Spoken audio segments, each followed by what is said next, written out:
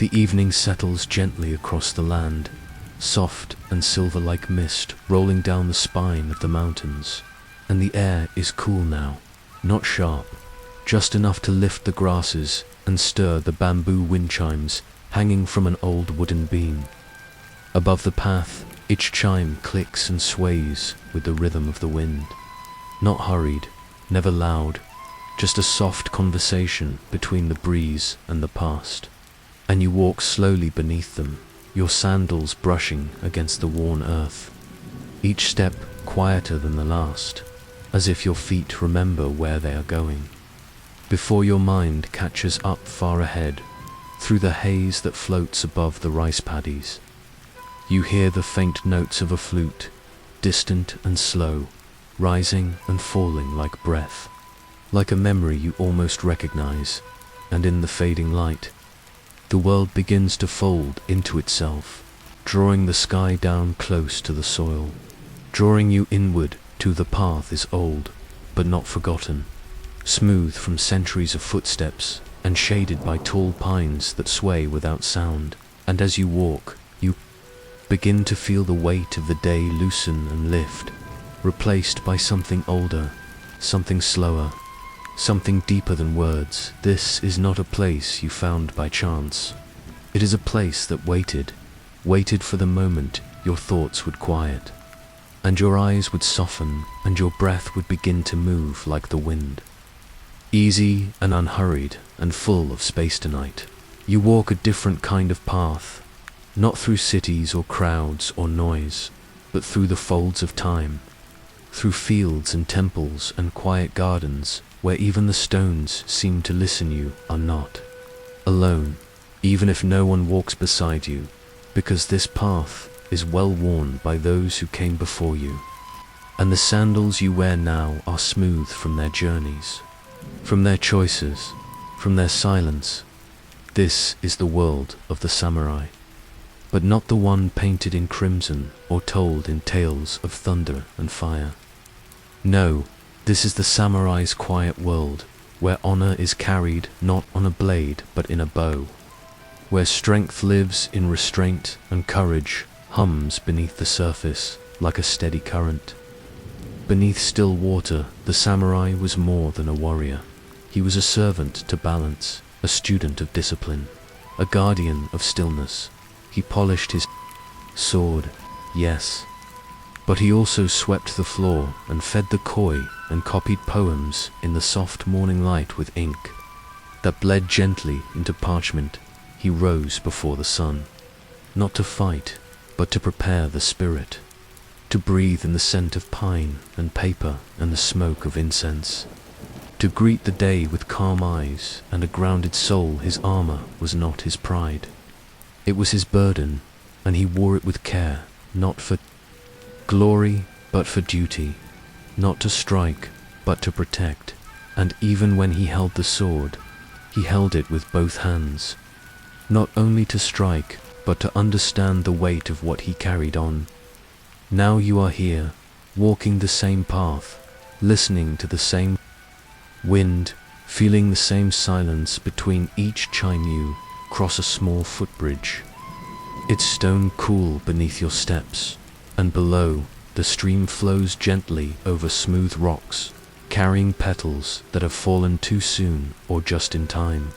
And in its reflection, you see the sky darkening into velvet, pierced by the first stars waking.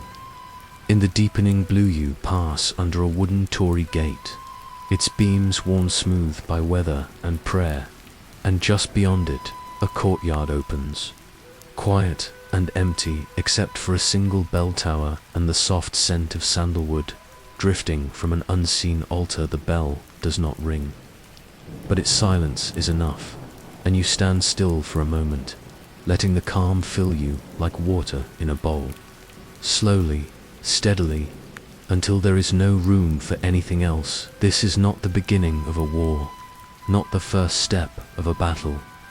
This is the opening breath of a life, the soft unfolding of purpose and peace, a path that leads inward before it ever leads outward, because before the samurai ever raised a sword, he learned how to wait, how to bow, how to listen to the wind in the grass and the rain on the roof and the silence in his own chest here. Learned that there is strength in stillness and power in quiet choices and clarity in the spaces between thoughts. And in that clarity he found the way on now. So will you soon. You will meet a boy in a small village, tucked beneath the hills. A boy with wide eyes and calloused hands and a heart still soft with dreams. And through his story you will walk further into the world of the samurai, into the mornings and evenings and moments between. But not yet, not now. There is only this moment, this wind, this sound of bamboo knocking softly in the breeze, this path that leads not forward or back, but gently inward, to where the stillness lives. So breathe slowly, and let go of the weight you carried here. Let it fall like leaves in autumn, like ash from a cooling fire, like memories softened by time. You are already where you belong. The wind chimes are singing, the stars are listening, the garden waits in peace, and the world of the samurai has begun to remember you. The morning comes quietly in the village of mist and straw, where the rooftops curve like brushstrokes and the air carries the scent of smoke and sweet rice.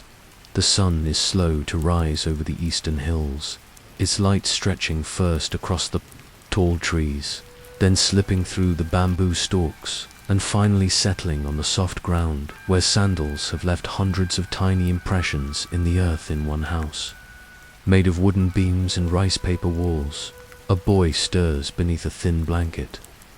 Not from noise, not from a call, but from a feeling, one that rises in his chest the moment the light touches his face.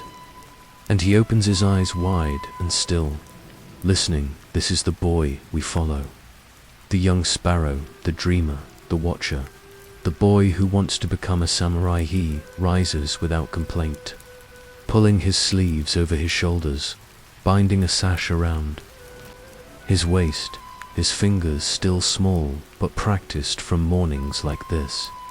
And he steps into the courtyard barefoot, the stones cool and wet with dew. He is perhaps 9 years old, maybe 10, not yet a warrior, not yet a man, but already full of questions, already learning to bow before he speaks and to walk with care even when no one is watching. In Edo-period Japan, a village like this would be quiet in the early hours, the clatter of carts still far away, the fields only just beginning to whisper, with movement and life centered not around wealth or noise but around rhythm and duty and trust. The boy walks past his father's sandals, left by the door, still damped from the day before, and he bows toward the kamadana, the small household shrine that honors the spirits, the ancestors, the unseen hands that guide the living. And he lights a single stick of incense, careful to keep the flame low. The smoke slow. His mother is already grinding rice in the next room, humming softly, and she smiles when she sees him, but she does not speak, because in the first hour of the day, words are offered carefully, like tea, not spilled. He eats in silence with his younger sister, sharing the warm white rice and miso broth. The taste simple but grounding, and outside the birds begin to sing then, as he does every day. The boy ties a strip of cloth around his forehead and steps into the garden where a single wooden post stands waiting, scarred and pale from years of practice, and in his hands he holds a bokken, a wooden sword polished by time and worn smooth by effort. He bows to it, even though it cannot bow back.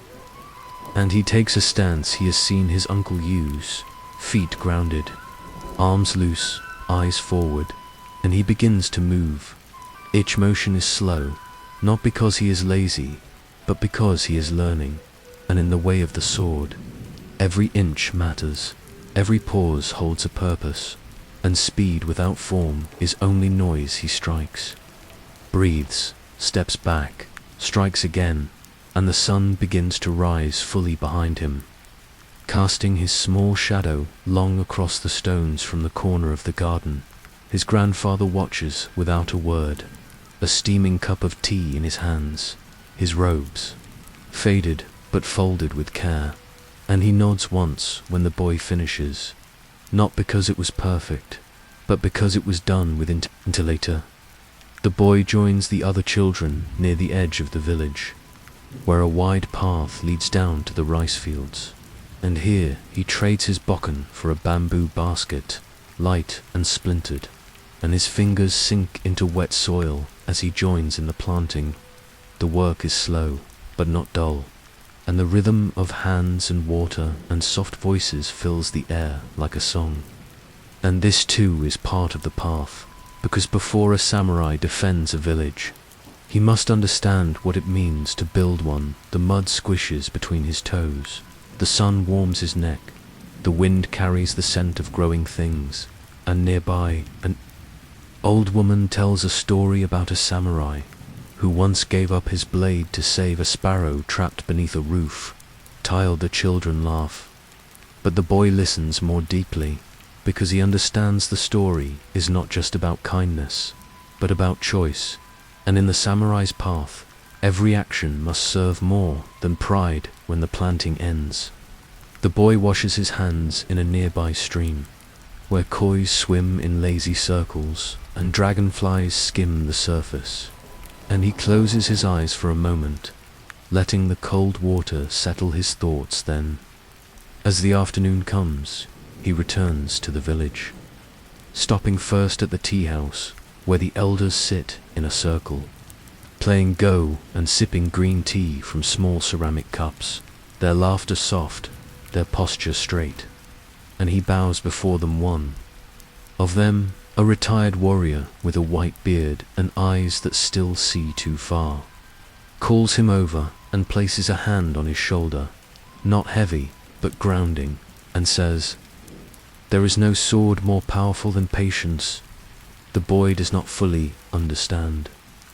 Not yet, but he bows again and listens, and he sits for a moment, sipping the warm tea offered to him, bitter and grassy and calming, and in this simple act, he feels something deeper than ritual. He feels connection. In the evening, the air cools again, and the village becomes quiet, cooking fires flickering in each home, voices softened by walls made of paper and wood, and the boy walks once more into the courtyard where his wooden sword rests against the wall. He does not train again, not tonight. Instead, he kneels beneath the pine tree and looks up at the sky, where the first stars appear, pale and slow, and he thinks about the stories his father told, about the samurai who faced storms without fear, about the men who followed bushidō, not because they were told to, but because they chose to. He wants to be one of them, not for the armor or the praise, but because he understands already that the way of the samurai is not about winning, it is about living with purpose. And as he closes his eyes, the bamboo wind chimes begin to sing again in the breeze, their notes soft, hollow, ancient, and the night folds around him like the sleeve of a robe, like a story just beginning. The boy lies beneath the stars, his eyes slowly closing, his fingers still carrying the scent of cedar and tea, his wooden sword resting beside him like a faithful companion. And as sleep begins to take him gently, he dreams. He dreams of armor that glints like river water in the sunlight, of riding beneath banners dyed in crimson and blue, of grass that bows to the wind, of voices calling his name not with command but with respect, of temples as quiet as snowfall, where the scrolls are never dusty and the ink never runs.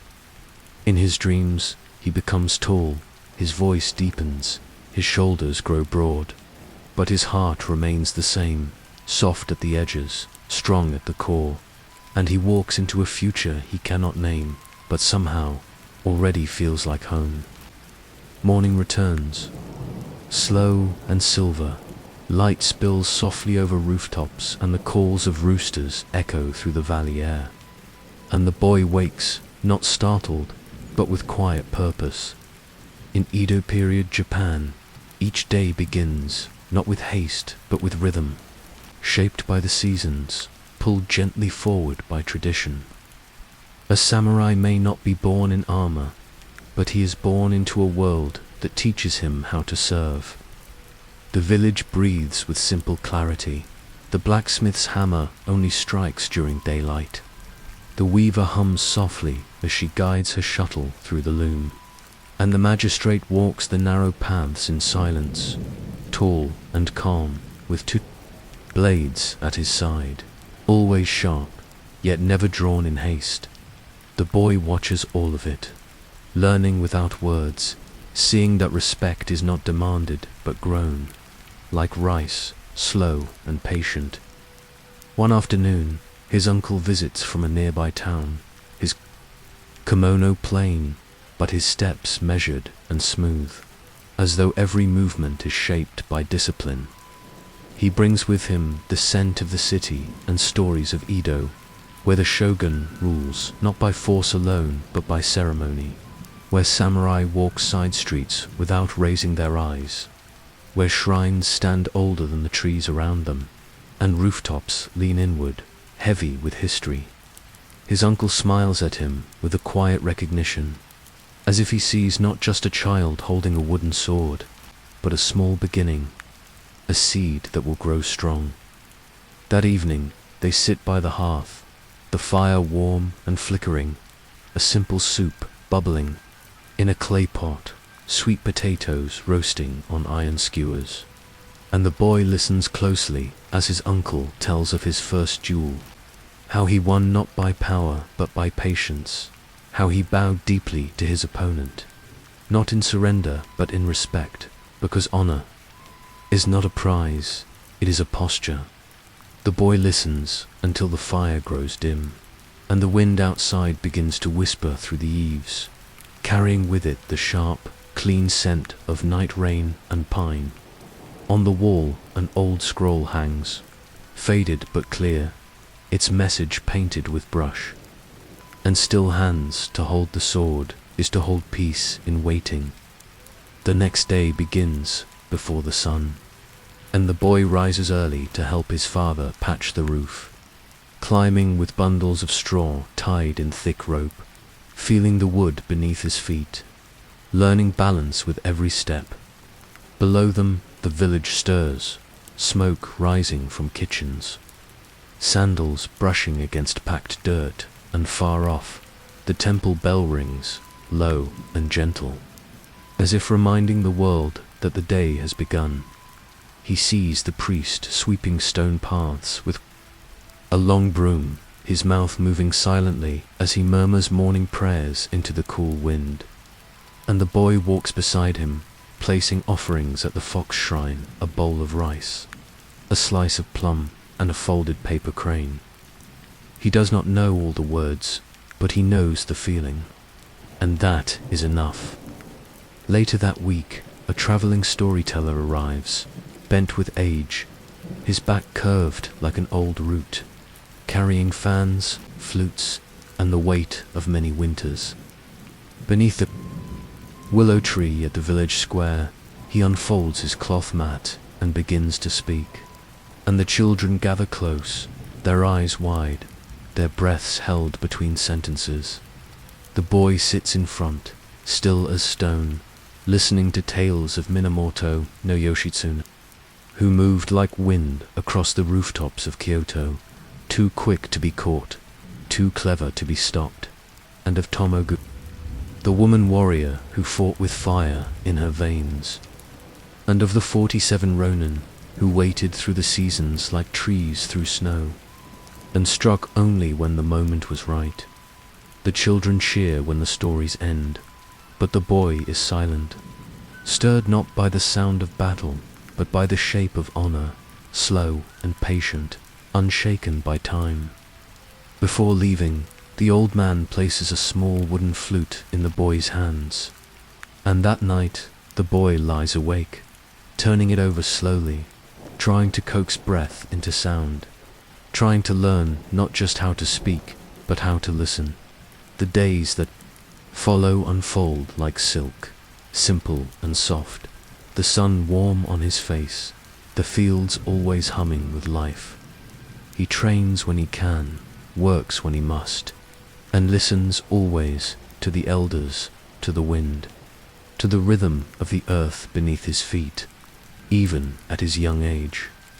He begins to understand a samurai is not only forged in battle, but in silence, in the repetition of small actions, in the devotion to craft and character.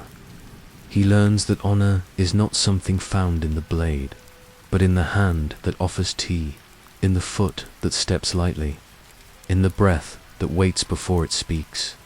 And so, the boy becomes more than a dreamer. He becomes a vessel for something older than himself, shaped not by destiny, but by discipline. As the sun sets once more and the air cools with the coming evening, he sits at the edge of the field, with his wooden sword across his lap, watching the sky change color, listening to the bamboo leaves rustling like distant voices. He is still young, still growing, but in his eyes there is something steady, a quiet promise. He is the young sparrow, and though his wings are not yet ready to fly, they are learning the wind. And as this chapter closes, we leave him there, the bokken at his side, his gaze resting on the horizon, and in his heart a stillness that speaks of the journey to come. Morning returns like a quiet thought, the sky pale with early light, and the sound of bamboo leaves tapping gently against the tiled roof stirs the boy from his sleep. He rises before the sun crests the hills, his feet bare on the wooden floor, his breath soft and steady in the cool dawn air. Outside, the village still sleeps, but already the wind has begun to move through the tall grass. Already the earth begins to wake, and already the boy feels it in his chest, the pull of the path. Ahead, quiet and certain. Now he is older, though still young, and his time of dreaming begins to give way to discipline. The bokken, once a toy for pretending, has become a tool of focus.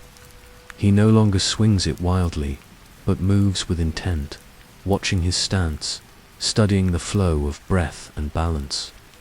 Each morning, he walks alone to the edge of the rice fields, where the dew still clings to the leaves, and there, beneath the open sky, he begins his katas. Movements practiced in silence, shapes carved in air, not for battle, but for stillness. The sword is not just for striking, it is for centering, for remembering who you are beneath all things. His master watches from a distance, saying little, correcting only when necessary. This is how it is in the old ways, learning through repetition, through failure, through the rhythm of body and breath. No harsh words, no raised voices, only presence, only patience. The boy learns that perfection is not the goal, only progress, only care, only the quiet growth that cannot be rushed after training. He returns to the house where a small pot of rice simmers on the coals, where his younger sister hums softly as she grinds soybeans into paste, where the scent of morning miso rises like memory. Breakfast is shared in silence, not out of coldness, but out of reverence. The day ahead is long, and the work will be quiet. The boy bows before eating, hands pressed together, thanking the farmers, the rain, the soil dot in the afternoons. He studies calligraphy under the guidance of a monk who visits from the temple. The brush, like the sword, requires control. The paper cannot be rushed. Each stroke carries meaning, each line a reflection of the hand that shaped it. There are no mistakes, only lessons. The monk says that how one writes is how one lives, with softness, with care, with intention. The boy listens, nods, tries again. On certain evenings, the house is lit only by candlelight. The old master sits in the corner, cross-legged on the tatami mat, reading from a scroll, his voice slow and even. He recites haiku, short poems filled with stillness and space, and the boy closes his eyes, letting the words settle like dust. On water, he hears lines about cranes on snowy branches, about the wind beneath autumn leaves, about a lone pine standing in winter silence. And though he cannot yet grasp their full meaning, he feels their weight, light and lasting. This is how the apprentice's life unfolds, not in sudden changes, but in subtle seasons. The way of the samurai, known as bushidō, is not a path of violence, but of values. The boy begins to learn these one by one, not from books, but from living. Loyalty in the way he returns to training, even when tired, even when alone. Compassion in how he helps his grandmother walk to the garden, in how he listens when others speak. Discipline in how he moves with purpose, eats without waste, speaks only when needed. His master teaches with few words, but many examples. One afternoon, the master kneels beside a dying tree and tends to it without complaint, brushing away the rot, replacing the soil, watering it gently. The boy watches, confused, and asks why tend to what cannot be saved. The master replies, because care is not about reward. It is about being the kind of person who offers it anyway. In this, the boy begins to understand what bushidō truly means. Not a code to be memorized, but a mirror to be held up to one's actions. The sword, too, is a mirror. When polished, it reflects not just the face, but the mind behind it. When drawn, it reveals the soul. The boy begins to see this, that to hold a blade is to hold responsibility, not power. That every swing echoes beyond its target, and so he practices not to cut, but to move with grace, to know his limits, to understand the weight of his own choices. He kneels in the dojo, sunlight slipping between wooden beams like threads of gold, the floor warm beneath his legs, palms pressed flat against the polished wood. His master stands across, motionless like a shadow cast from an older world. Between them lies the wooden sword, and for a long moment neither moves, neither speaks. Only breath, wind, and time stretch gently across the silence. Slow and low, he bows, and then the lesson begins. Each movement deliberate, each step quiet as falling ash. The kata is not a battle, but a poem made with the body. Moving through the form, he remembers the arc of the swing, the turn of the foot, the stillness when motion ends. The master watches, correcting with a glance, a nod, a subtle tilt of the head. The sword is not lifted in anger, but carried like a memory, like a promise. It teaches humility more than strength. After training, he helps sweep the dojo. Every morning, the dust returns, and every morning it is brushed away. This small task is not about the dust, but about care respect shown to the place where one learns. He sweeps slowly, with attention, the way taught to move with the bokken, the way to write with the brush. Calligraphy follows, the black ink cold and thick, the brush resting between fingers like a crane's feather.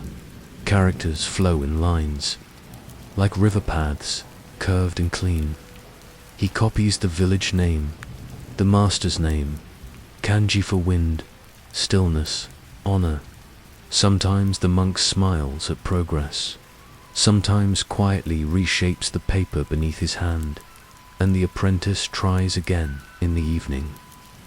When lanterns flicker and cicadas hum like distant drums, the young learner joins family for tea. The old teapot is worn smooth from years of hands passing it, pouring slowly, bowing low. Grandfather tells quiet stories of a time before, when mountains were wilder and roads longer. Mother listens, eyes half closed, gentle smile on her lips. Words are few, but meaning deep, filling the space between them. Later, he returns to the candlelit room where the master sits in silence, a scroll unrolled across his lap. More haiku, soft syllables drifting like mist. One speaks of falling petals, another of a moonlit path, another of a river that forgets no name. He does not ask for meaning, only lets the words settle like breath through bamboo, bushidō. The way of the warrior is explained one evening, not a list to memorize, but a way of being, a quiet promise made each day. Loyalty, compassion, discipline. Not rules, but reflections. Loyalty is faith kept by choice. Compassion is courage to care when easier not to. Discipline is will shaped gently in the world. In weeks to follow, small failures come. Steps forgotten in kata, ink spilled on scrolls, sleep in meditation. No scolding comes, only stillness, then gentle reminder. Try again, watch closely, return to breath. The sword remains constant, no longer an object, but a question. Who are you holding this, and who when you do not? The blade is sharp, not just in metal, but in meaning. It divides fear from courage, chaos from clarity. In its polished surface, his eyes no longer those of a child, but someone becoming.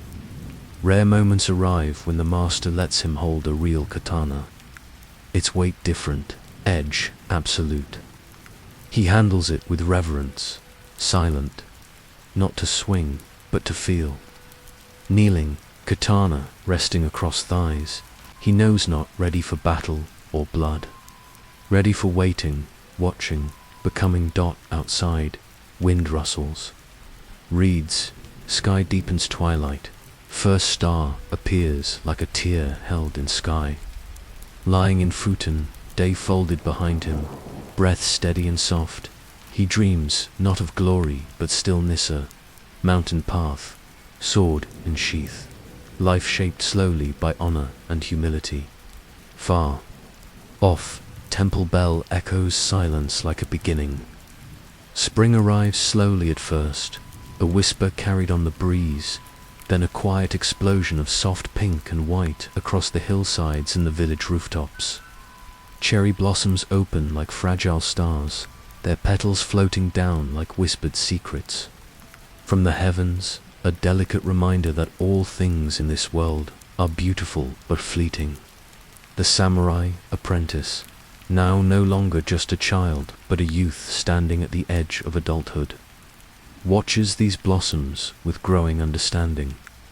They are more than pretty flowers, each petal holds the story of life's impermanence, the way all things must bloom, fade, and eventually fall away in Edo-period Japan. The cherry blossoms are kuris, more than nature's decoration, it is a symbol woven deeply into the samurai's soul, teaching the very essence of bushidō. The fleeting life of the blossom reflects the samurai's own path, marked by beauty and brevity, honor and sacrifice. To appreciate the sakura is to accept that life is fragile, and in that fragility lies profound strength. The youth stands taller now, his form steadier beneath the worn kimono, his eyes sharper with quiet resolve. This spring marks a new chapter. For him, a turning point that signals he has grown beyond the training fields and the quiet lessons of the dojo. Today, he prepares for his first mission, a journey not of war or conquest, but of protection and service. His task is to escort a scholar, a man devoted to knowledge and poetry, traveling through peaceful villages and lush countryside. This mission may lack the roar of battle, but it is no less important, no less a test of courage and loyalty. The journey begins at dawn, the air still cool and soft with mist. They step lightly along paths lined with blooming trees, petals brushing past their shoulders like the gentle touch of old spirits. The apprentice's sword remains sheathed, a quiet presence at his side. His hand never far from the hilt, but never needing to grasp it. His training whispers in every step, the katas, the calligraphy, the poems read by candlelight. The way of the warrior is not only in the sword, but in the mind and heart, in the silent watching and listening as they travel. The scholar speaks softly of haiku and ancient texts, of rivers and mountains, of the shifting seasons and the cycles of the moon. The apprentice listens with respect, learning that strength is not only forged in battle, but in understanding the world's subtle rhythms. He watches farmers tending rice paddies, their movements slow and steady, perfectly in tune with the earth's pulse. He feels the warmth of the sun on his face, the cool shadow of a maple tree, the faint scent of incense drifting from distant temples. When night falls, they find shelter beside a riverbank where water flows clear and slow, glistening like liquid glass under the moon's gentle gaze. The apprentice sits quietly, the cherry blossoms above him swaying softly in the night breeze, petals drifting down to join the river's endless journey. Here, in the stillness, he reflects on the lessons of his youth, the silent kata, the brush strokes of calligraphy, the haiku whispered by his master's lips. He understands now that the sword he carries is more than steel. It is a mirror reflecting the soul of its wielder. A warrior's strength is not measured in noise or violence, but in the calm that steadies the heart before action, the discipline that shapes character, and the compassion that guides the hand. The samurai's greatest battle is often with himself, to hold honor when faced with fear, to choose peace when the world demands war. The river flows on, endless and patient, and in its gentle motion, the apprentice finds a quiet kind of courage. The petals that fall remind him that life is fleeting, but in every moment lies the chance to bloom with grace and purpose. Under the vast night sky, he breathes slowly, feeling the steady beat of his own heart, the pulse of the earth beneath him, and the deep, ancient rhythm of the way of the warrior. Dawn arrives slowly, painting the sky with pale pinks and soft oranges as the village wakes beneath the lingering scent of cherry blossoms. The young samurai walks quietly through the awakening streets, his sandals making soft clicks on the wooden boards, his breath visible in the cool morning air. He moves with purpose, yet without hurry, carrying within him the calm that comes from knowing this mission is not about speed, but about presence. The scholar beside him is older, his robes simple and worn, hands steady as he carries a bundle of scrolls tied with silk. His eyes carry wisdom, and he speaks in a voice as gentle as the spring breeze. Their journey leads them through rolling hills and dense forests where the sunlight filters like scattered gold, dappling the ground with ever-changing patterns.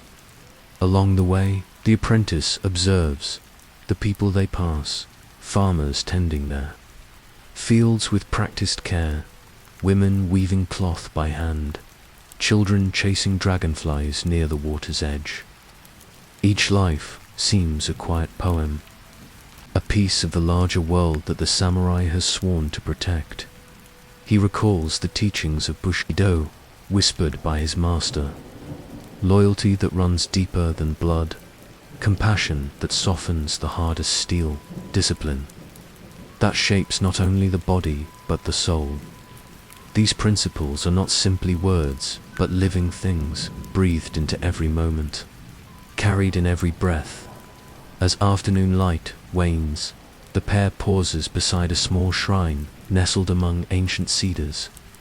Here, The samurai bows deeply, placing a single cherry blossom on the altar, an offering, a prayer for safe passage and quiet strength. The shrine feels sacred and timeless, a place where the past and present meet beneath the watchful eyes of silent spirits. The young apprentice's heart swells with a mix of reverence and resolve. He understands that this mission, though peaceful, holds the weight of trust. Trust in his own abilities, trust in the path laid before him, trust in the unspoken bond between protector and charge. When night falls once more, they camp beneath a canopy of stars, the cherry blossoms, now faint shadows in the silver moonlight. The sound of the river nearby is a gentle lullaby, steady and soothing. Sitting alone beside the water, the samurai contemplates the fleeting nature of the blossoms, their brief brilliance, their inevitable fall, and he thinks of his own journey. Like the sakura, his time to bloom will be short but meaningful. If lived with honor and quiet courage, the blade at his side gleams softly, a silent companion reflecting the moon and stars. He no longer sees it as a weapon but as a mirror, one that reveals the true nature of the soul who carries it. In the stillness of night, with cherry petals drifting like snowflakes, the apprentice embraces the lessons of the past and the promise of what is yet to come. Mist curls softly around the ancient walls of the daimyo's estate, weaving through stone and timber like a quiet breath from another time. The rising sun glimmers faintly through the morning haze, casting long shadows across the courtyards and gardens where cherry trees still bloom, petals drifting slowly down to rest on moss-covered stones. This is a world of calm and careful order, where every step is measured, every gesture shaped by a deep sense of duty. Within these walls moves the samurai, no longer a boy learning in the village, but a man in service to a noble lord. His kimono is clean and well pressed, his sandals silent on the polished wooden floors. He walks with quiet purpose, each footfall a soft echo in the stillness of the early day. The estate is alive with subtle sounds, the faint rustle of silk, robes, the whispered conversations of servants, the distant clink of metal as armor is tended with reverence. Life here is built on discipline and respect. The samurai is not a conqueror wielding power with violence, but a servant whose loyalty is pledged to the daimyo, the lord whose house they defend and uphold. This loyalty is a sacred bond, forged not by force, but by honor, by the quiet acceptance of responsibility that shapes every moment. In the cool dawn light, the samurai begins the ritual of polishing his sword. The katana lies before him, its blade shimmering faintly, the metal cool to the touch. With practiced hands, he unwraps the cloth, careful not to disturb the delicate balance between blade and scabbard. Each stroke is slow and deliberate, wiping away dust and moisture, restoring the sword's gleam until it shines like a sliver of moonlight. This ritual is more than maintenance, it is a meditation, a moment of stillness before the day's demands. The sword is not merely a weapon, but a symbol, a reflection of the warrior's soul. To care for the blade is to care for oneself, to honor the path walked by countless samurai before. Around him, the estate awakens.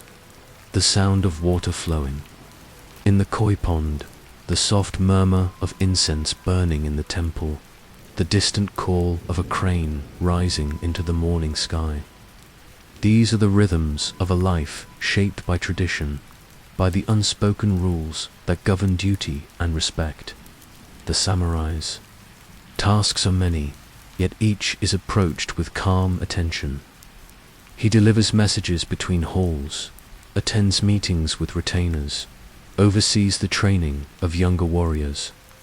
His days are filled with quiet discipline. each moment a thread in the tapestry of service. At night, the estate takes on a different character. Moonlight filters through paper screens, casting geometric shadows on tatami mats. The samurai dons his armor, its lacquered plates catching the pale light, the weight familiar and grounding. Standing in the courtyard, he breathes deeply, feeling the cool night air settle on his skin. This armor is not a mask for cruelty, but a shield for protection. The samurai's burden is heavy. Honor demands vigilance. Loyalty calls for sacrifice. It is never a burden born with bitterness or cruelty. The way of the warrior is to uphold peace through readiness, to guard with compassion, to serve without arrogance. In the quiet hours, he reflects on this path.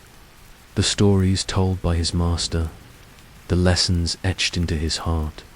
Each duty, no matter how small, is part of a larger whole, a rhythm of service that connects him to the land, to his lord, to the generations who walked before. Outside, the mist thickens once again, wrapping the castle like a veil, softening edges and silencing sounds. The world narrows to the steady beat of his heart, the steady breath of the earth, the soft gleam of the sword resting close by. The estate is a world unto itself, a small kingdom ruled by ritual and respect.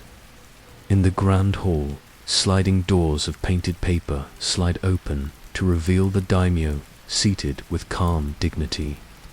His presence is quiet but commanding, like the steady pulse of the land itself. The samurai bows deeply before him, eyes lowered in reverence. Service to such a lord is not granted lightly. It is an honor that demands humility and strength, loyalty tempered with compassion. The samurai's role is to be the shield and sword, the hand that defends but never strikes without cause.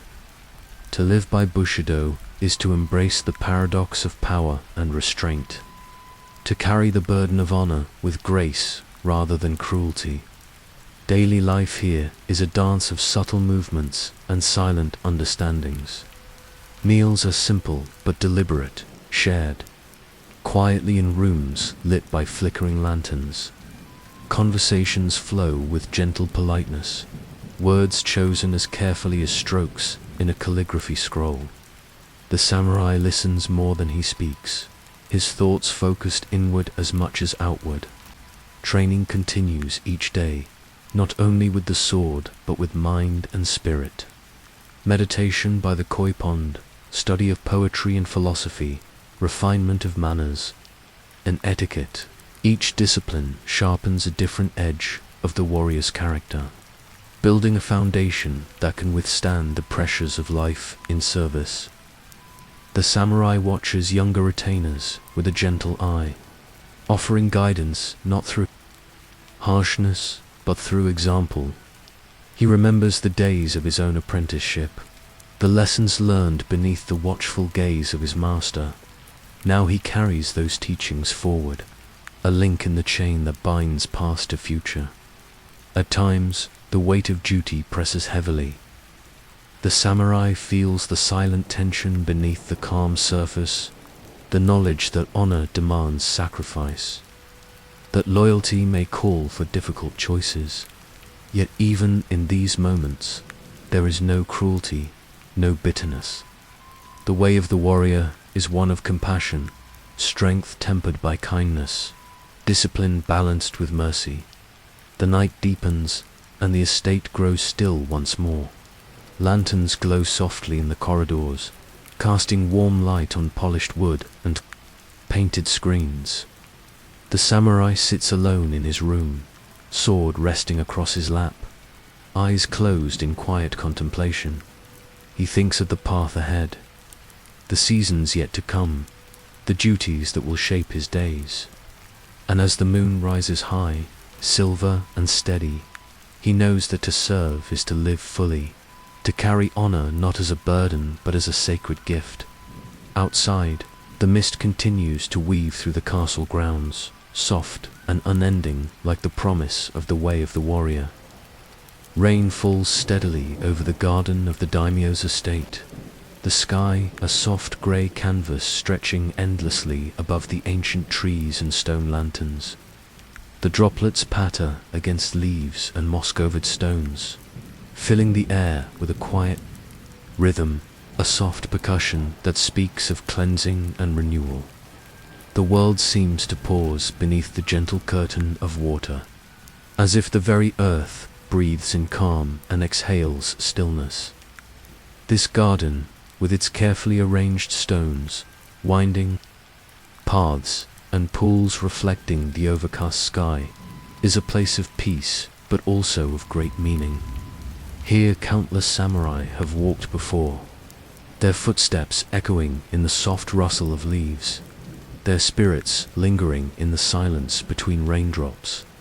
It is here, beneath the sheltering boughs of an ancient maple, that a challenge awaits her. Test not only of skill, but of character, a moment that will define the path ahead. The young samurai, no longer the boy who once dreamed beneath the cherry blossoms, but a man forged in discipline and duty, approaches the meeting place with measured steps.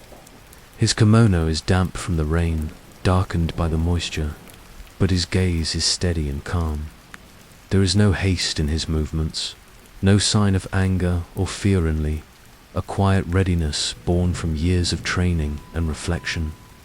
News of the challenge had arrived days before, carried on whispers and couriers, a spark threatening to ignite the delicate balance of peace. A rival samurai from a neighboring estate, known for his skill and pride, had taken offense to a perceived slight and insult born more of misunderstanding than malice.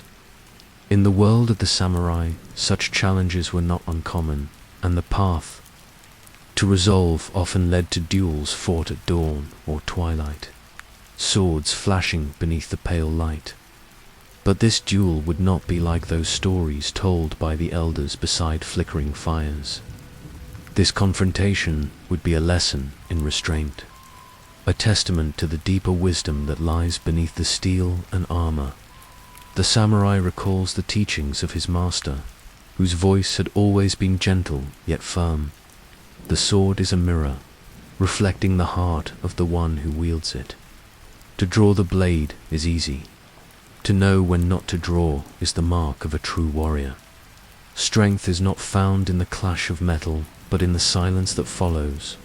As he waits beneath the maple's dripping branches, the rival aribs a figure, tall and imposing, yet with a weariness in his eyes that speaks of burdens carried. Alone, there is no boastfulness in his step, only the weight of tradition and pride that binds him to this moment. They bow deeply to each other, a gesture heavy with respect and the shared understanding of what is at stake. Words are exchanged softly, carefully chosen to bridge the gap between anger and peace.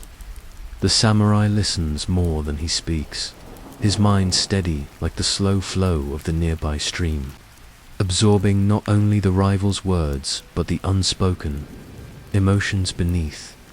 In this exchange, there is no room for prideful shouting or rash action. Instead, there is humility and acknowledgement of shared humanity and the burdens that come with the way of the warrior. The conversation flows like the rain itself, gentle but persistent. Washing away the tension layer by layer, they speak of loyalty to their lords, to their families, and most deeply, to themselves. They speak of honor not as a weapon to wield against others, but as a light to guide their own steps. The samurai shares a poem taught to him by an elder, lines that speak of fleeting beauty and enduring strength, of the cherry blossom that blooms for a moment and falls softly to the earth, reminding all that life's true power lies in its acceptance of impermanence. The rival nods, his expression softening as the storm inside him quiets. The duel that once seemed inevitable now fades into the mist, replaced by a new understanding. They part not as enemies but as fellow travelers on the path, their swords left untouched in their sheaths, the rain continues to fall. Each drop a gentle affirmation of peace, each breath a renewal of commitment to the way of bushidō. The garden remains wrapped in the soft embrace of rain, the stone paths glistening like veins of silver winding through a living tapestry. The samurai walks slowly, his footsteps deliberate, feeling the wet earth beneath his sandals, grounding him in the present moment. Around him, the world breathes with quiet life, the gentle sway of bamboo, the distant croak of a frog, the whisper of wind carrying the scent of wet pine. He reflects on the meaning of the day's encounter, the lessons far deeper than any blade could cut. In the quiet aftermath of the duel that never was, the samurai feels the true weight of emotional maturity settle like a warm cloak around his shoulders. To avoid conflict is not cowardice, but courage. To speak with wisdom and listen with compassion is to master a strength far greater than any physical force. The samurai recalls stories passed down through generations, the tales of warriors who chose peace in the face of violence, who found victory in understanding rather than conquest. These stories are the heart of bushidō, the code that guides every step and breath. It is a philosophy rooted in loyalty, honor, discipline, and above all, humility. In the silence of the garden, the samurai meditates on these principles, the rain a steady drumbeat for his thoughts. Humility, he knows, is not submission, but clarity and awareness of one's place in the vast web of life. It is the strength to accept impermanence, to face uncertainty without fear, to carry honor with grace rather than arrogance. As night falls, lanterns light the pathways of the estate, casting a warm glow that dances on the wet stones. The samurai returns to his quarters, the sword still resting quietly at his side. He spends the evening in quiet contemplation, the flickering candlelight reflecting in his eyes as he journals his thoughts and studies haiku that capture the fleeting beauty of the world. Outside, the rain begins to slow, the storm easing into a gentle drizzle. The garden glistens beneath the moonlight, a living poem of peace and resilience. The samurai knows that the true battle is not fought with steel, but within the heart. That the greatest mastery is to live with compassion, wisdom, and unwavering honor. The duel that never was becomes a quiet legend whispered among the retainers, not for the sake of pride, but as a reminder that peace, in all its fragile beauty, is the ultimate victory. And as the samurai closes his eyes, the sound of rain fades into the stillness, a lullaby that soothes the soul and carries him gently into the night. The soft light of early spring unfolds slowly over the village, nestled between gentle hills and the meandering river. A place where the rhythm of life follows the seasons like an ancient song. In the air hangs the sweet scent of plum blossoms, pale pink and white petals fluttering down as though the sky itself is shedding delicate tears of beauty. The samurai, no longer the wide-eyed boy, but a young man tempered by training and reflection, often finds himself wandering beneath these trees, his heart quietly attuned to the gentle world around him. The poet's daughter is a presence as subtle and natural as the blossoms themselves. She moves with a grace born from years of careful observation and quiet study, her hands skilled in the art of calligraphy, each stroke a delicate dance of ink and paper. Her eyes hold a calm intelligence, a softness that contrasts with the samurai's own fierce dedication to duty and discipline. It is here, beneath the spreading branches of an ancient plum tree, that their paths first cross in a moment that feels both ordinary and profound, like a whispered secret shared by the wind. She recites a haiku, her voice barely louder than a breath, capturing the fragile beauty of moonlight on a still pond. The gentle sway of reeds in the evening breeze, the fleeting passage of a cloud across the spring sky. The samurai listens, his mind opening to the simplicity and depth of her words. In that quiet exchange, a connection is forged, shared understanding of the delicate balance between strength and softness, between the unyielding path of the warrior and the tender pulse of the heart. Their meetings become a gentle ritual. Walks along the riverbank where water lilies bloom and dragonflies dart like living jewels. They speak little, choosing instead to exchange haiku. Each verse a small offering, a lantern carried from one soul to another. Through these poems, they explore the subtle emotions that words often fail to capture: longing, hope, the bittersweet, awareness of time's passing. The samurai reflects on the nature of this bond, how it grows not from grand gestures or passionate declarations, but from quiet moments of presence and patience. He recalls the teachings of bushidō, the way of the warrior, which honors loyalty and discipline but also compassion and respect. In the poet's daughter, he finds a mirror not of his outward strength but of his inner life, a reminder that even the mightiest sword must be tempered by gentleness. Their love is restrained, like the controlled breath of a calligrapher, or the careful placement of each petal in a flower arrangement. It is a dance of glances and subtle smiles, of shared silences beneath a sky that seems to hold its breath in anticipation.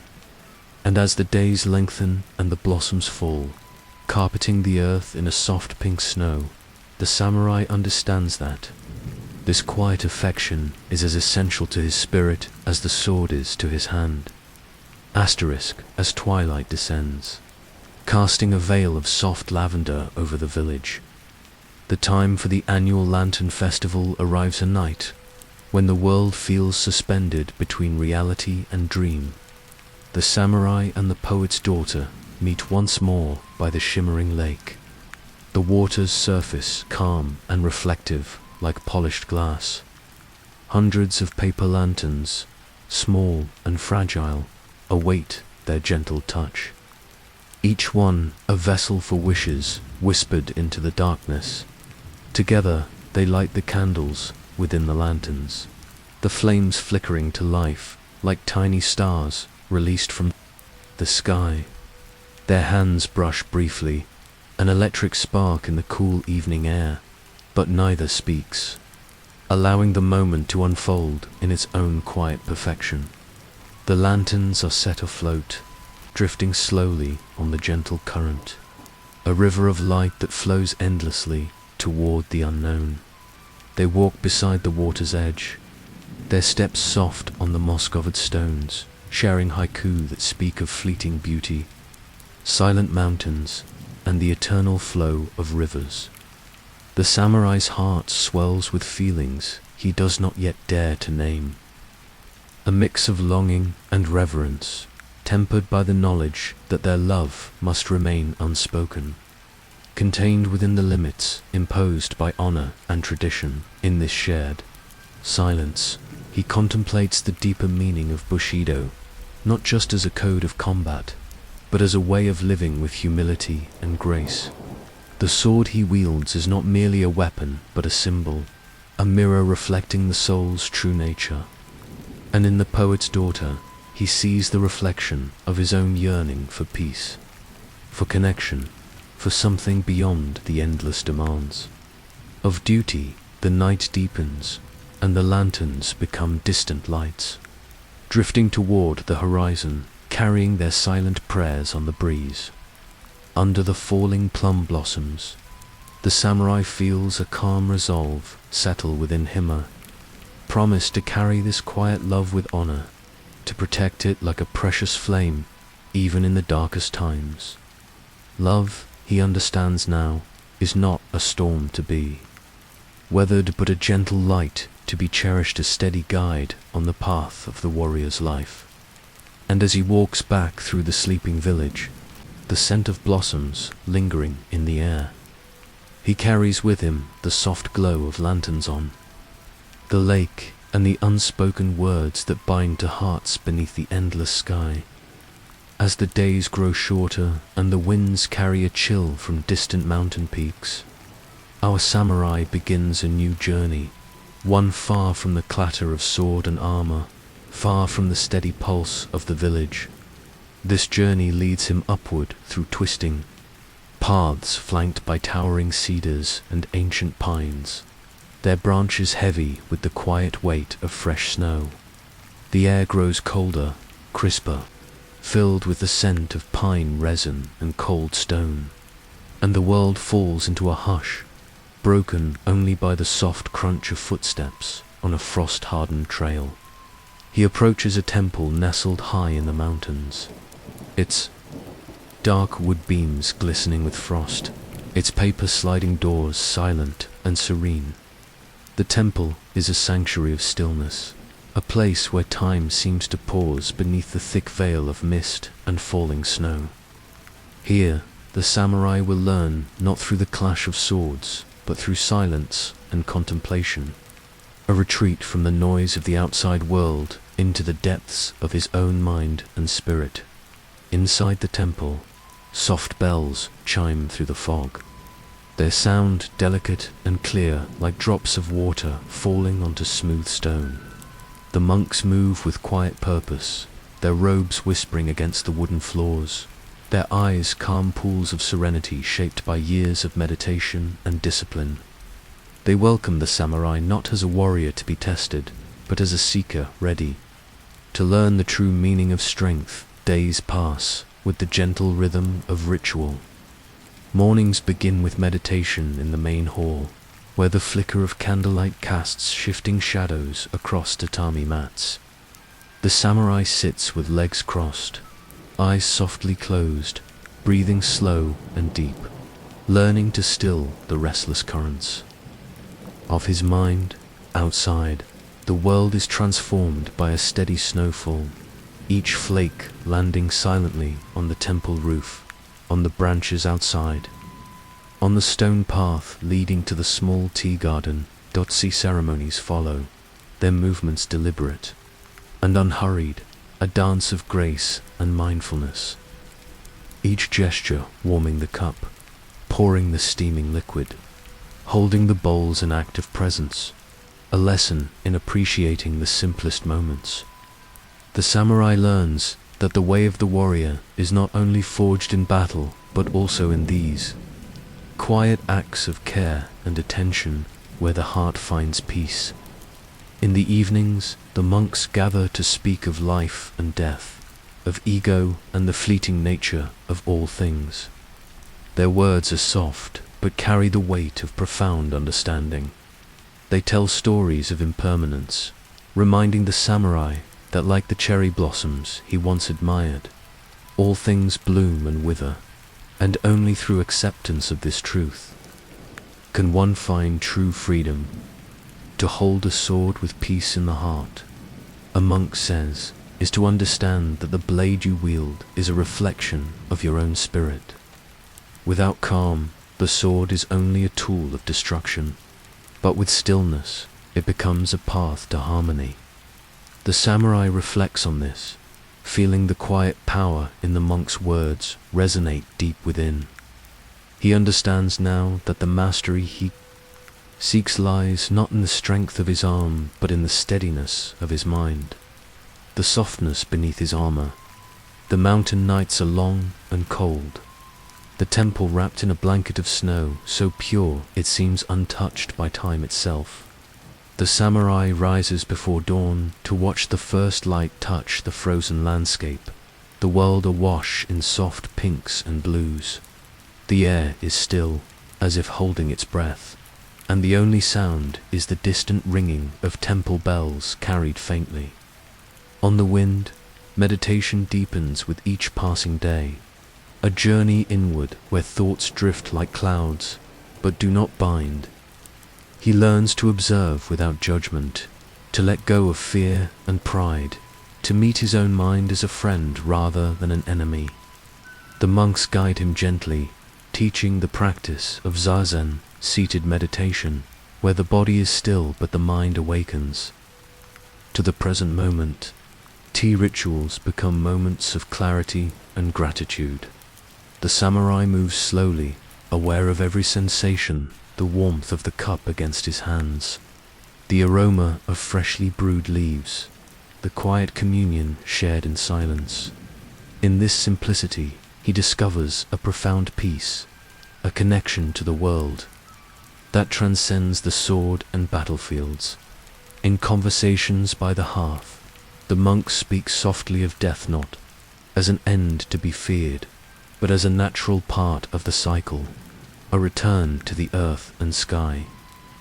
They remind him that ego is but a shadow, a construct that fades when faced with the vastness of the universe. To fight without ego, one monk says, is to dance with the wind, to move without resistance.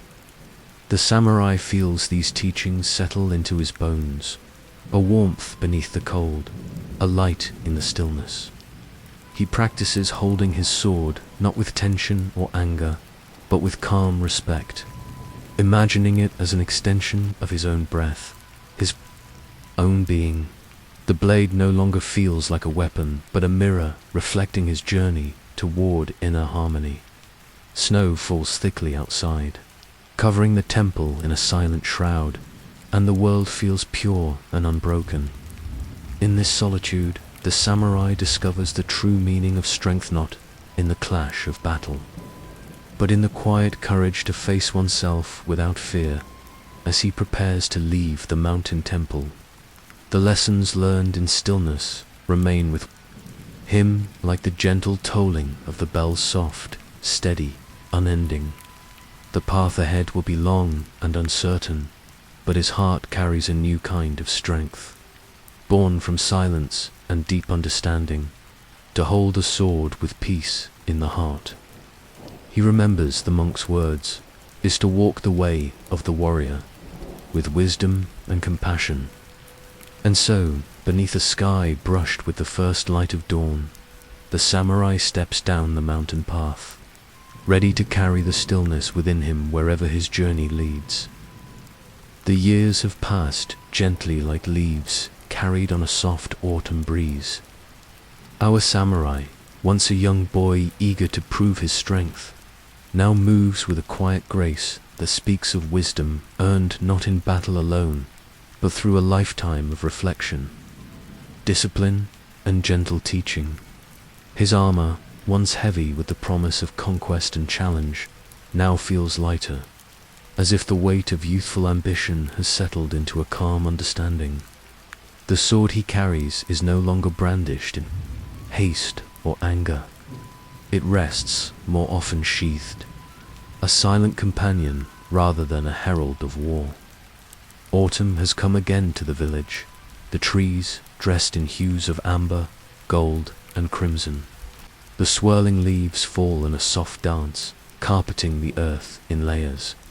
Of fleeting beauty, they remind him of the impermanence of all things, the rise and fall of seasons, the ebb and flow of life itself. He watches as the wind stirs the branches and sends a cascade of leaves tumbling down the quiet streets, each one a symbol of change, of letting go, and of the gentle wisdom that comes with time. In this season of transformation, the samurai takes on a new role, not that of a warrior on the field of battle, but as a teacher and guide to young students gathered beneath the spreading canopy of trees. Their eyes are bright with curiosity and hope, their hands eager to learn the ways of discipline, kindness, and silence. To them, he imparts the lessons that time and experience have taught him, lessons far beyond the swing of a sword. Discipline, he explains, is not punishment or rigid control, but a form of respect for oneself, for others, and for the path one chooses to walk.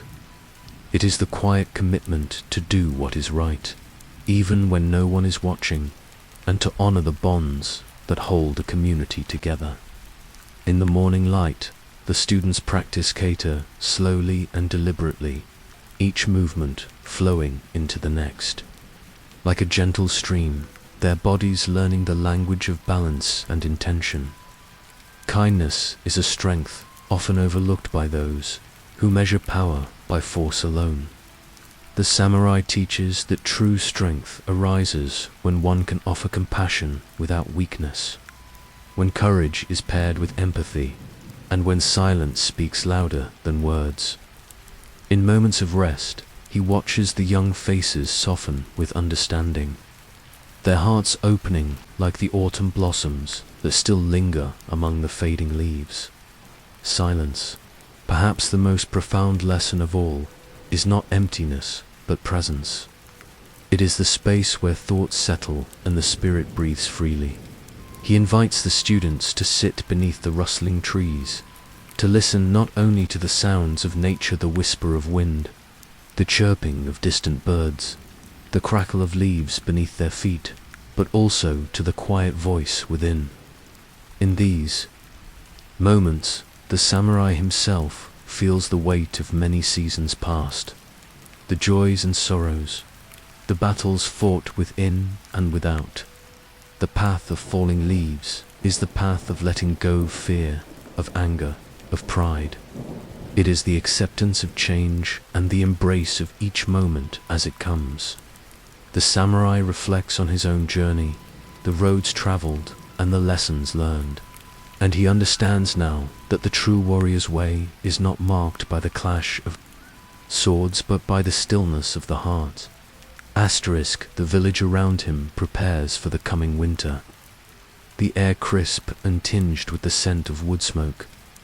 The students gather in the fading light, their faces flushed from the day's training, eyes bright with questions and quiet determination. The samurai shares stories of his youth, the days spent at the mountain temple, the lessons in stillness, the duel that never was. The students listen with rapt attention, not for tales of glory, but for wisdom that guides their own fledgling steps. He speaks gently of the sword, no longer as a tool of destruction, but as a symbol of responsibility. The blade is an extension of the self, he says, and to wield it with honor requires more than skill. It demands humility and a heart anchored in peace. He reminds them that the warrior's greatest battles are often those fought within the struggle against pride, impatience, and fear as dusk falls. The samurai walks with his students to the edge of a quiet lake, its surface smooth and reflective, like polished glass. Lanterns carved from paper and wood are lit and placed gently on the water, their soft glow flickering like fireflies as the students release them to drift slowly downstream. The floating lanterns carry their hopes and quiet prayers, a ritual of letting go and looking forward. Beneath the twilight sky, the samurai contemplates the swirling autumn leaves once more. Each leaf, he thinks, tells a story of growth and resilience, of change embraced and wisdom gained. The path of the falling leaves is not an end, but a passage, a gentle journey toward understanding and acceptance. He knows that his own path will soon lead him beyond the village, beyond the seasons of life he has known. But in this moment, surrounded by the warmth of young hearts and the quiet beauty of the world around him, he feels a deep peace. The sword may one day rest for good, but the way of the warrior, the way of honor, compassion, and silence, will live on in those who walk the path after him. And so, as the last light fades and the cool night settles over the land, the samurai stands among the falling leaves, his heart steady, his spirit calm, ready to embrace whatever comes with the grace of the autumn wind. The afternoon light softens as the samurai steps slowly beneath the towering pines that surround his small home, a place far from the bustling castle towns and fields of his youth. Here, in the quiet refuge of nature, Time seems to stretch and breathe. The air is cool and crisp, filled with the scent of pine needles, moist earth, and the faint trace of incense smoke drifting gently from the modest shrine at the garden's edge.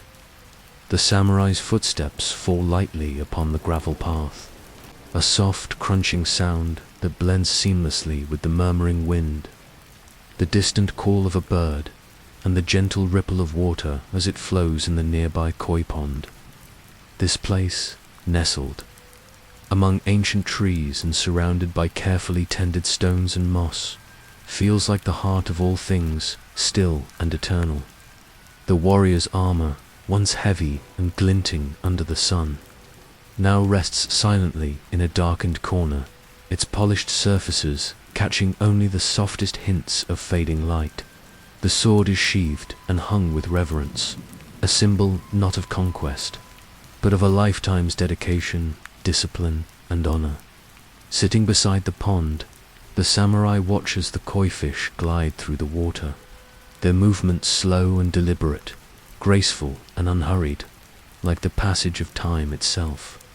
Each ripple they create spreads outward, touching stones, plants, the wooden edges of the pond with gentle persistence.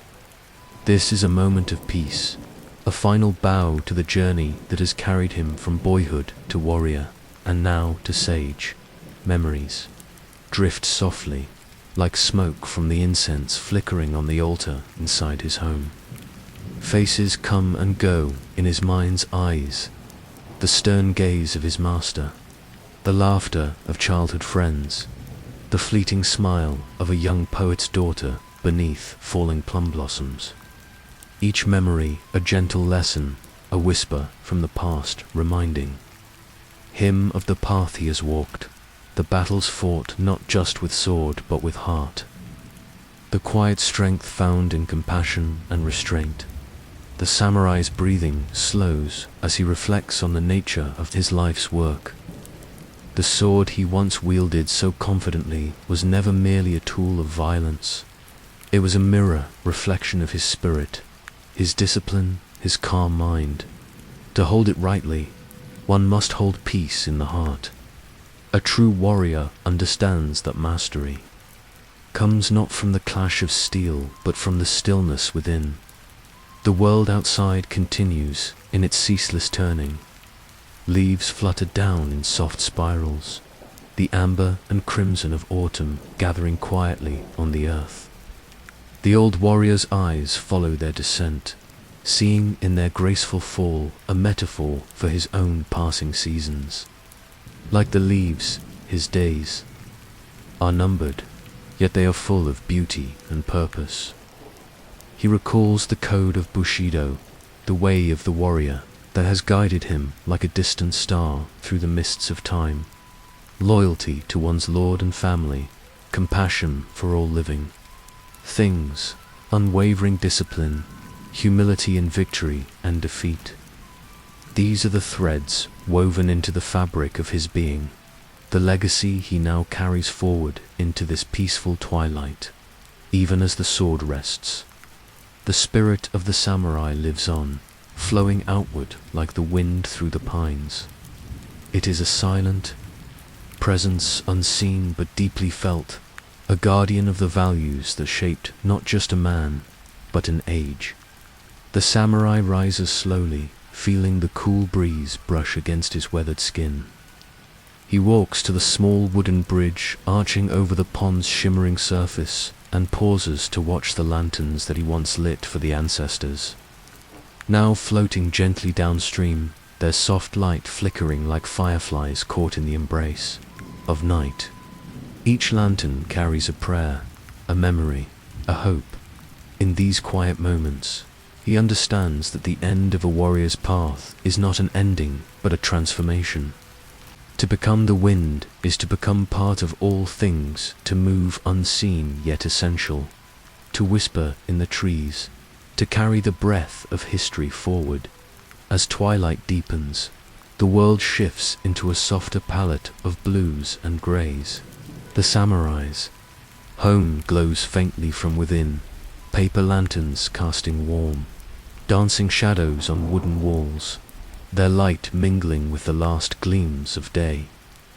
Outside, the rustling bamboo leaves sing their ancient song, stirred by a gentle evening breeze. The sound is a lullaby for the soul, a reminder that life, like the wind, moves quietly but persistently onward. The samurai sits on the veranda, his gaze resting on the distant mountains cloaked in mist, their peaks hidden but ever present like distant dreams. The simple act of watching becomes a meditation, each breath a wave of calm washing over the years. He recalls the faces of his youth, the lessons learned beneath cherry blossoms and mountain temples, the quiet strength of friendship and love. The sword, once a symbol of power and fear, now rests in silence, relic of a past life, its blade reflecting the soft glow of the moon. Yet, the essence of the warrior remains vibrant within him. The way of bushidō is more than martial skill. It is a philosophy of life. It teaches humility to recognize one's place within the vastness of the world, compassion to see the suffering of others as one's own, loyalty to honor bonds forged in trust, and courage to face the unknown with an open heart.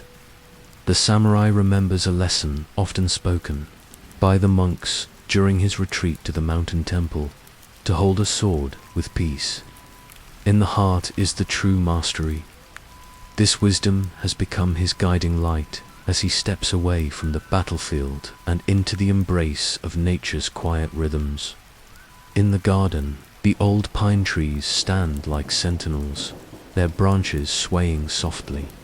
The koi swim beneath the lantern-lit waters, their presence a living reminder of resilience and grace. The samurai feels a profound connection to this place, a sanctuary where he is no longer defined by the sword, but by the harmony he has cultivated within himself. His thoughts drift to the students he once taught, young warriors, learning not just the art of the sword, but the art of living. He smiles softly, knowing that the path will continue in their hands, carried forward by those who understand that true strength is found in peace, not violence. As the night deepens, the samurai stands and takes a slow walk through the garden. The wind stirs the leaves in gentle waves, carrying with it the faint scent of plum blossoms and cedar. He breathes deeply, feeling the cool air fill his lungs, and bows his head not in defeat, but in gratitude. He is becoming the winder, silent presence that moves through the world unseen, yet always there. The spirit of the samurai lives on in the rustling bamboo, the flowing water, the whisper of the pines. It is a legacy not of conquest, but of quiet strength, honor, and unending peace. As the stars begin to pierce the darkening sky, the samurai closes his eyes and listens to the soft symphony of night, the distant flow of a river, the gentle whisper of wind through leaves, the faint rustle of bamboo. These sounds cradle him like a lullaby, a final bow to a life lived with purpose and grace. In this stillness, the samurai's journey ends not with a clang of steel, but with the gentle sigh of the winder, presence both everywhere and nowhere, forever a part of the land he loved and the world he protected.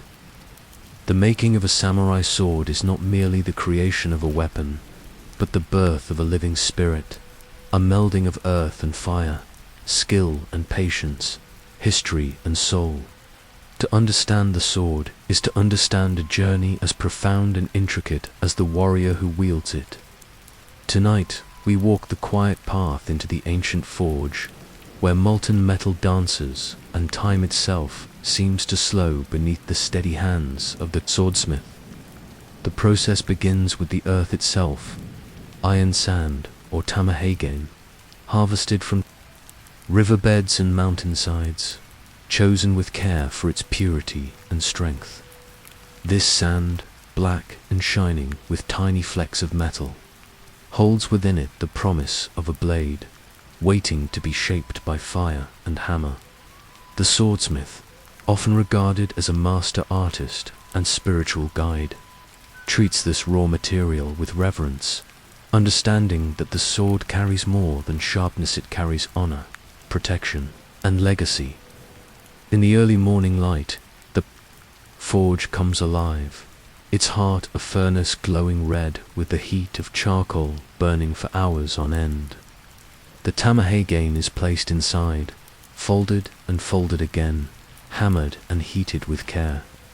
This repeated folding is not just to purify the metal, but to create countless layers, each one weaving strength and flexibility into the blade's core. The process can fold the steel more than 10 times, creating thousands of thin layers. A tapestry of resilience that will hold a razor's edge and bend without breaking. The swordsmith's hammer falls rhythmically, like a heartbeat, striking the glowing steel again and again, while the sound echoes softly through the workshop. Each strike is deliberate, controlled, a silent conversation between man and metal. The sword begins to take shape, elongating, thinning, its edges growing sharper as the smith's vision comes alive with every measured blow. Between the hammering, the blade returns to the fire, glowing bright orange, almost molten, a river of light that holds the power of transformation. The air around the forge shimmers with heat, and the swordsmith's hands are steady despite the intense labor. The process demands patience and precision, for even a small mistake might mean the difference between a flawless weapon and a blade that could fail its bearer. Next comes the shaping, where the blade is hammered into its graceful curve, known as the sori, a subtle arc that defines the samurai sword's unique silhouette. This curve is not simply aesthetic, it serves practical purposes, allowing for more efficient cutting and swift, fluid motion. The smith must understand the flow of steel and the dance of balance, for the sword must be both strong and light, fierce yet elegant. Once shaped, the sword is carefully polished by the tagishi, the master polisher. This stage is as important as forging itself, often taking weeks or even months. Using stones of varying coarseness, the polisher smooths and sharpens the blade, revealing the shimmering hoda, the grain pattern of the steel, like ripples on a quiet pond, unique to every sword. The polishing brings out the beauty hidden within the blade's layers, a signature of the swordsmith's skill and care. The edge of the blade is further hardened through a special clay tempering process called yakiaya. The swordsmith coats the blade with a layer of clay, thicker along the spine and thinner along the edge, and then heats the entire blade before quenching it swiftly in water. This sudden cooling hardens the edge, allowing it to hold a sharpness unmatched by ordinary steel, while the thicker clay on the spine cools slower, preserving flexibility. The result is a blade that can slice through the air like a whisper, but bend without breaking under pressure. The process of creating the hamon, the temper line visible along the blade's edge, is both technical and artistic. The hamon is not only a mark of quality, but a symbol of the sword's life force. Its intricate, wavy pattern speaks of fire and water, strength and beauty, and tells a story unique to each sword. The swordsmith, in this way, leaves a signature, a quiet mark for future generations to admire. The sword's suka, or handle, is wrapped with rayskin and silk or cotton cords, woven tightly to provide grip and balance. The craftsmanship extends here as well, with careful attention to detail, ensuring the sword feels like an extension of the warrior's arm. The tsuba, or handguard, is often intricately decorated, forged from iron or copper, depicting scenes from nature, legends, or symbols of protection. To complete the sword is to honor the many hands and spirits that have shaped it, from the miner of the iron sand to the charcoal burner who tends the fire, from the swordsmith who folds and hammers the steel, to the polisher who reveals its hidden beauty. Each contributes to the blade's soul. It is a collaboration across time, a blending of craft and spirit. The samurai sword, or katana, is often called the soul of the samurai. It is said that when a warrior draws his sword, he draws not just steel, but the spirit of his ancestors. The lessons of honor and discipline that have been passed down like a whispered prayer. The sword becomes a partner in life, a silent guardian in the face of uncertainty. There is a profound silence that surrounds the sword in its final form. It rests not as a weapon of violence, but as a symbol of balance between power and peace. The blade's edge is sharp, yes, but it also demands respect and care. To carry such a sword is to carry responsibility to protect, to serve, and to uphold the way of the warrior. The making of the sword is, in itself, a meditation on patience and purpose.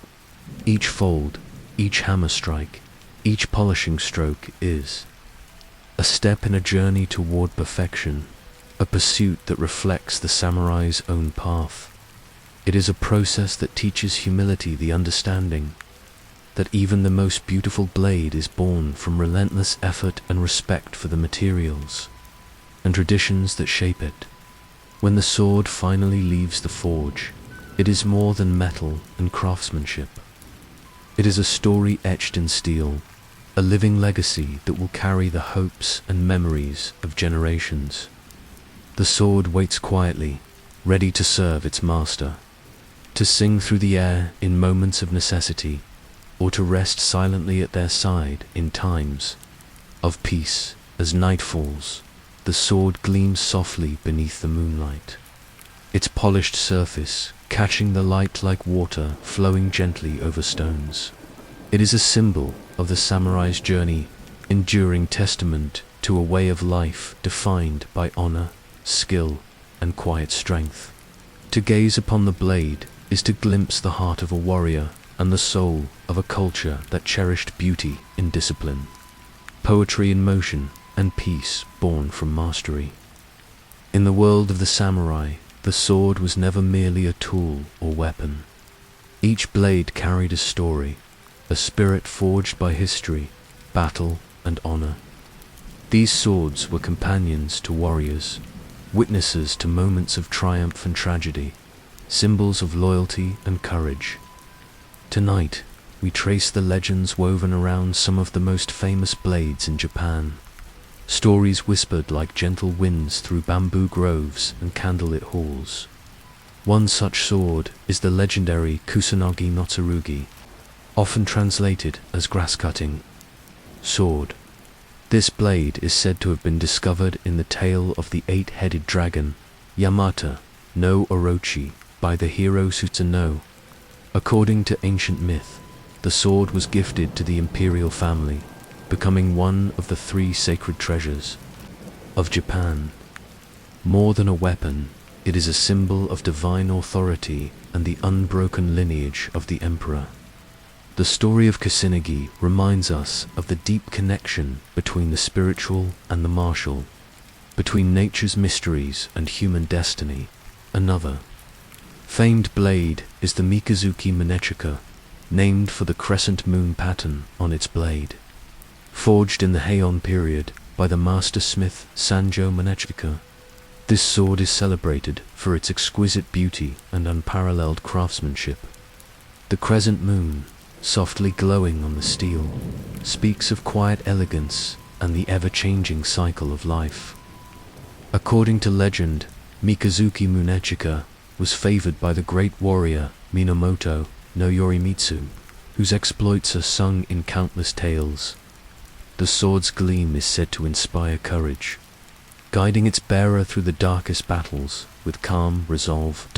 In the Sengoku period, a time of near constant warfare, Many swords gained fame not only for their sharpness, but for the stories of their wielders.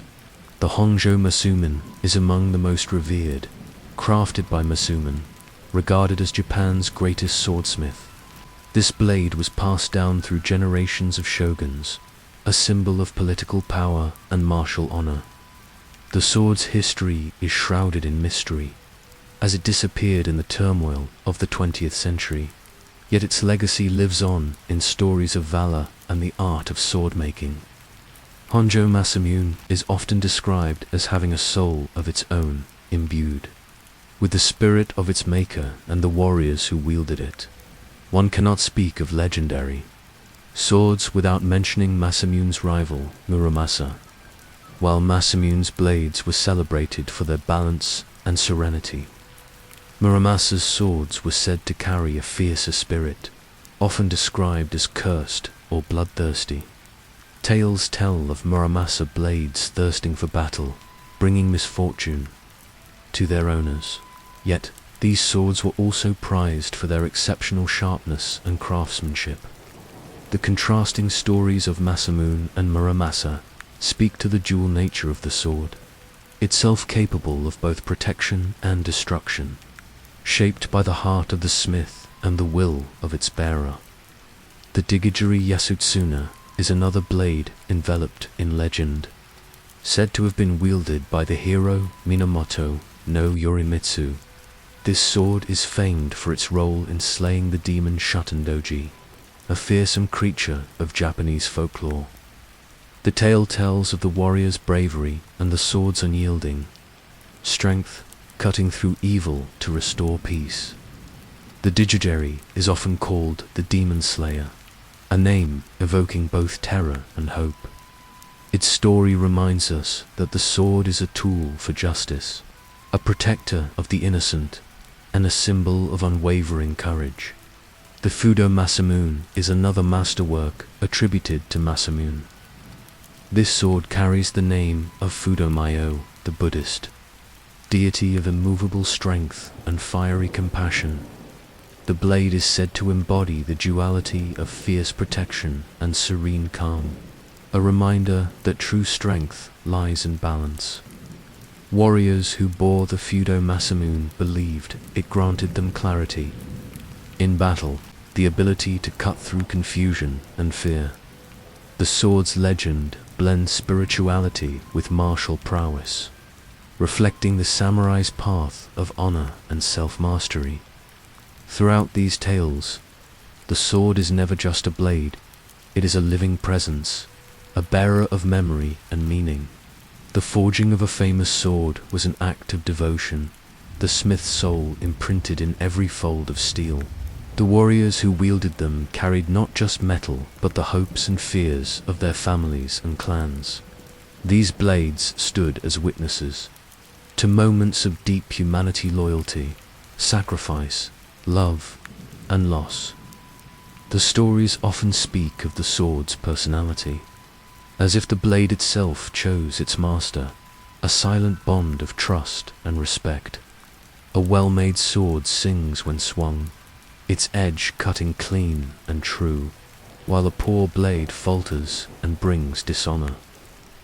The warrior's relationship with the sword was sacred, a partnership that required care and reverence. To lose one's sword was to lose one's honor, a fate worse than defeat. In peaceful times, these blades were polished and displayed, treasured as heirlooms and works of art. The patterns in the steel were admired like brushstrokes in a painting, each curve telling a story of fire and water, strength and beauty. Poems were written about famous swords, and their names passed down through generations. Immortalized in song and legend, the legacy of these blades lives on, not only in museums or scrolls, but in the quiet moments of reflection, where one contemplates the deeper meaning of craftsmanship, duty, and spirit. To hold a sword, even in thought, is to connect with a lineage of warriors who valued honor above all. who understood that true strength is tempered by wisdom and compassion. As you listen now, imagine the weight of these legendary swords in your hands, the cool, smooth steel warmed by years of careful polishing, the subtle curve reflecting the light of a flickering lantern. Hear the soft hum of history vibrating through the blade, a silent song of those who came before. The stories of these famous swords invite us to walk softly on the path of the samurai, to honor the quiet strength that lies beneath every strike, and to find peace in the mastery of oneself. For the sword is more than metal, it is the heart of a warrior, forged in fire and tempered by the calm breath of time. Samurai armor, known as yoroi or oyoroi, is one of the most remarkable examples of Japanese craftsmanship and military technology developed over centuries, designed to balance protection, mobility, and symbolism, reflecting both the practical needs of the warrior and the aesthetic values of Japanese culture. This armor was not merely functional, but deeply connected to identity, social status, and the samurai code of honor. The earliest forms of samurai armor appeared during the Heian period, around the 10th century, evolving from simple leather and iron protections into complex suits combining multiple materials and techniques. By the Kamakura period, the 12th and 13th centuries, armor construction had become more sophisticated, adapting to changes in warfare such as mounted archery and infantry battles. Samurai armor was primarily made of small iron or leather plates, called kozain. These plates were lacquered to resist rust and were laced together with silk or leather cords in a technique called odoshi. The lacing provided flexibility, allowing the armor to move with the wearer. While maintaining protection, the cords were often dyed in colors that identified the warrior's clan or personal preference. The main body armor, called the do, consisted of hundreds of these plates arranged horizontally and bound tightly. The do covered the torso, front and back, protecting vital organs without overly restricting movement. Hanging from the do were the kusazori, armored skirt plates designed to shield the hips and upper legs while allowing for riding and foot movement. The helmet or kabuto was constructed from overlapping iron plates riveted into a dome shape. It often featured a crest known as the medate, which served both as decoration and as a symbol of family or clan identity. The kabuto included a neck guard called the shikoro, made of layered plates bound with cords to protect the neck without limiting head movement in front of the face. Samurai often wore a mempo or face mask which could cover the entire face or just the lower half. Mempo were typically made of iron or lacquered leather, designed to protect the face and intimidate opponents. They often included a detachable nose piece and sometimes had fierce expressions to strike fear on the battlefield. The arms and hands were protected by coat armored sleeves made of cloth or leather with small iron plates or chainmail sewn inside. These offered flexibility and defense, crucial for wielding swords or bows. The legs were covered by sunyet shin guards, made of vertical iron splints, bound to fabric and haidate. Thigh guards made from small iron plates, sewn onto cloth. Every piece of the armor was coated with lacquer, a natural resin that provided a hard water-resistant surface, preventing rust and decay. Lacquer also served an aesthetic purpose, as artisans could create glossy finishes or intricate painted designs on the armor. Samurai armor was more than protective gear. It was a canvas for cultural expression and symbolism. Colors, crests, and motifs displayed clan affiliations and personal beliefs. Common motifs included dragons, tigers, and waves, each symbolizing strength, courage, and resilience. The colors used in lacing cords And lacquer also held meaning. Red was associated with courage and power, black with dignity and formality, and blue with calmness and loyalty.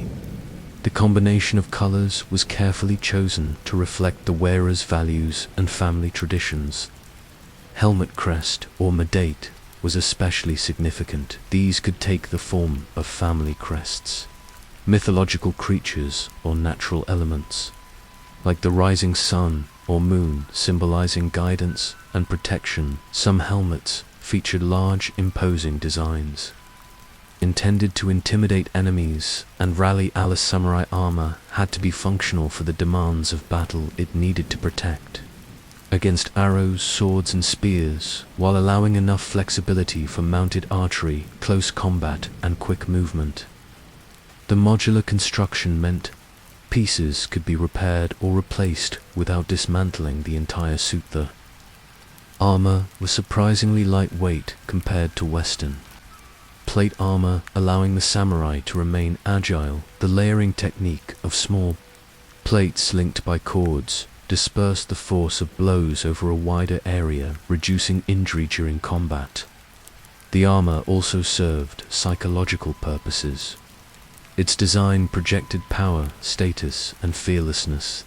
The intimidating appearance of a fully armored samurai, especially with a fierce menpo and decorated kabuto, could demoralize opponents before battle even began. Maintaining the armor was a critical responsibility. After use, samurai or their attendants cleaned the lacquer surfaces carefully, ensuring no moisture remained to cause rust. The silk cords were checked for wear and replaced.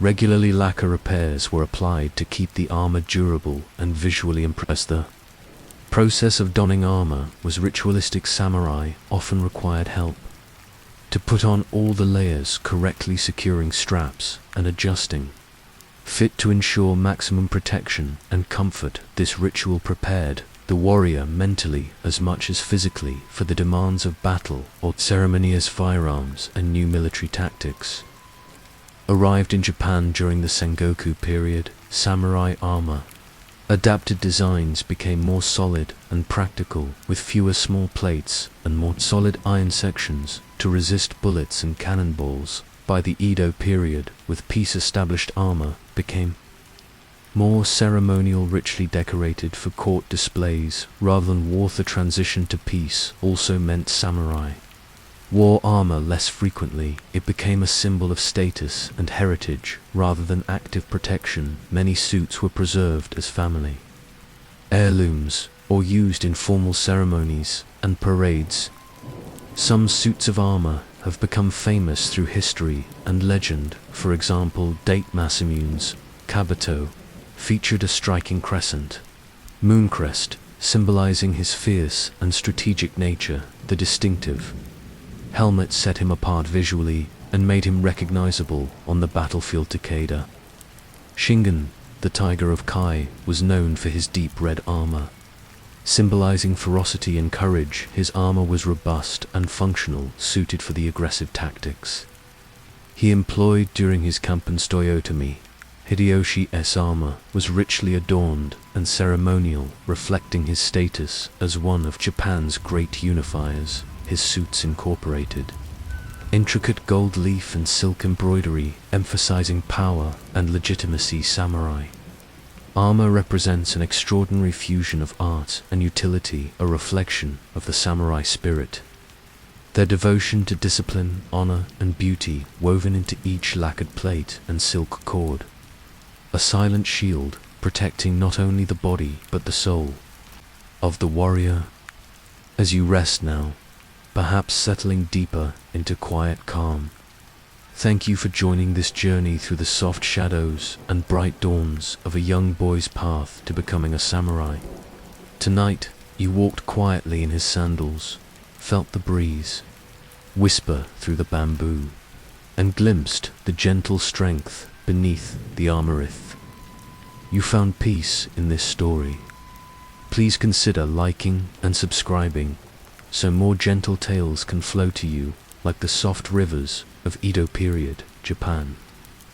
I would love to know where you are listening from and what time it is in your part of the world as this story carries you into rest. Feel free to leave a comment below and share your quiet moment with others. This journey was told through the eyes of a young soul, full of hope and learning, stepping toward the way of the warrior. But it is important to remember that the life of a samurai was not always serene or honorable in the way we might wish it to be. There was great discipline, yes, but also hardship and brutality. Battles fought with fierce intensity, loss and sacrifice, beyond what a young heart can imagine. The way of the samurai demanded unwavering loyalty and the courage to face danger without fear, yet it also asked for silence in pain and the acceptance of harsh realities. This story gently honors both the beauty and the burden of that life now. As the night deepens, let your breath slow and your thoughts soften, carried on. The quiet winds of history and the steady rhythm of a journey just beginning. Rest well, and until next time, may peace walk softly with you.